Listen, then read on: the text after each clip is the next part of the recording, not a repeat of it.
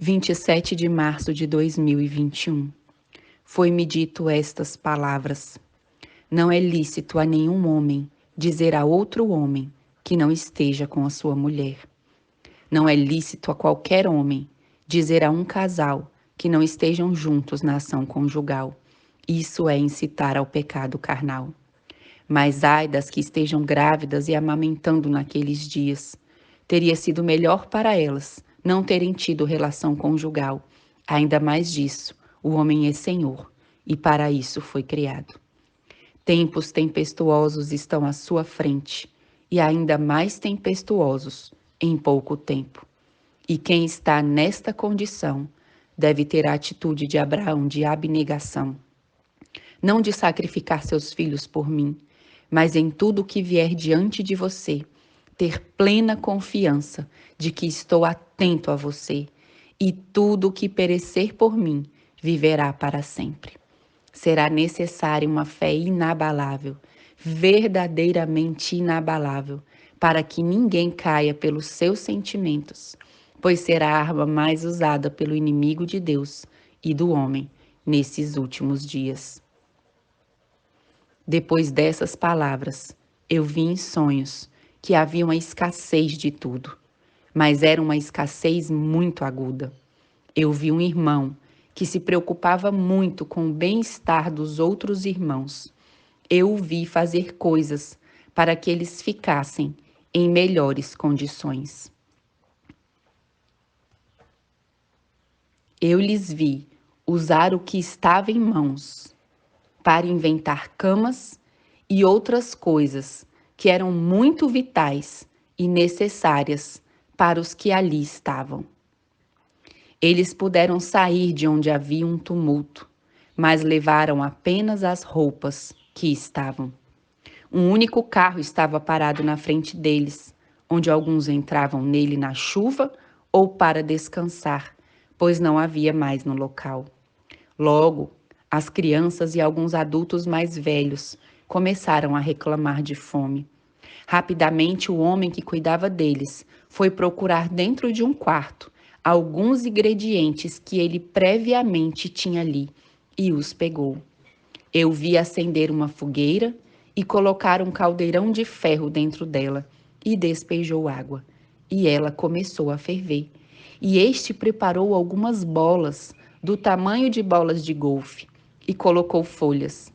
E lá eu vi a chicória do norte, culantro, o coentro, a salsa e outras folhas que eu não conhecia. E ele jogou-as ali nesta água. Pegou um pouco de sal, acrescentou um pouco e rapidamente picou uma raiz. Era laranja escuro e jogou ali. E ele esperou que tudo fervesse um pouco. Tirou alguns pratos reutilizáveis e tampados e foi servindo cada um. Vi que uns ficaram gratos, outros não, a ponto de nem querer pegar o prato. Estes reclamaram ainda mais e logo pararam, foram embora e eu não os vi mais. Vi que os outros, alegres, repetiam e agradeciam a comida que lhes era oferecida. Vi que haviam crianças e precisavam de roupa. Eu vi uma senhora que procurou um pano que ela tinha previamente guardado e começou a preparar roupas para estas crianças. Ela tinha uma máquina manual e eu também havia costurar à mão e tudo foi efetivo. Vi que estava tudo escuro, era noite, todo o tempo, as atividades que eu via. Eu perguntei por que o sol não saía e me disseram, será forte a prova final. Ainda não conseguem compreender como será ser privado de todo apoio terrenal em um mundo como o de hoje. São poucos que não dependem do sistema. E a maioria das pessoas não está preparada. Não se prepararam para isso, mas pensam que tudo surgirá de tal maneira que, de uma forma ou de outra, eles poderão resolver. Sua frase favorita: Deus proverá. Esta frase irá decepcioná-los, porque o Eterno não promove a indolência ou a letargia. Muitos ficarão desapontados no caminho e lutarão para obter a preparação de outros, pois conhecem o seu lugar, porque antes faziam parte deles. Mas ali o Eterno atuará e não permitirá que satisfaçam suas necessidades, já que sua indolência lhes foi por laço e rede.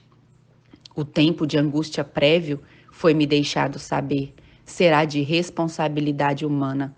É nossa responsabilidade avançar no que realmente aproveita, no que está vindo em nossa direção. Foi-me enfatizado que depois deste tempo virá a agudeza do tempo do fim, depois do tempo de angústia prévio. E ali tudo já está pronto para nós, porque o Eterno e seus santos anjos têm tudo, já há tempo, tudo pronto para fazer por seu povo. Foi-me enfatizado que ao que perece por seguir retido pelas leviandades no mundo, não poderão ser protegidos. A mensagem de sair ao campo foi dada ao povo há muitas décadas, e todos aqueles que demoraram souberam dela, mas eles alentaram seus corações, que ainda não era o momento, e se deixaram ser guiados por cegos, e eles também acabaram cegos. Eles distorceram os ditos do Eterno, foi-me dito. Seus mandatos lhes fizeram como sugestões. Eles desmembraram a profecia, ajustando ao seu pervertido juízo, e assim atrasaram a preparação que era para todos eles de vital importância na transformação do caráter. Eles perderam seus filhos no amor para o mundo, permaneceram dependentes do sistema até adormecer seus sentidos. O conforto, o luxo, os tornou hábeis em seus desejos, mas inúteis para um mundo melhor. Ainda muitos em sua estadia no campo vivem queixas e murmurações. Lhes causa opróbrio viver assim, e só o que tiveram e deixaram para trás prevalece em suas mentes. Certamente, se sua mente não for submetida ao Eterno, eles perecerão como a mulher de Ló. Recordai de suas reais necessidades e não se apegue às coisas vãs deste mundo. Alivie a carga, repito, alivie a carga, porque o tempo é extremamente curto e tudo vão que acumular será para a sua própria ruína. Abrigo, teto e sustento, com a bênção do Eterno, é a única coisa que você precisa. Esteja percebido e vença sua indolência.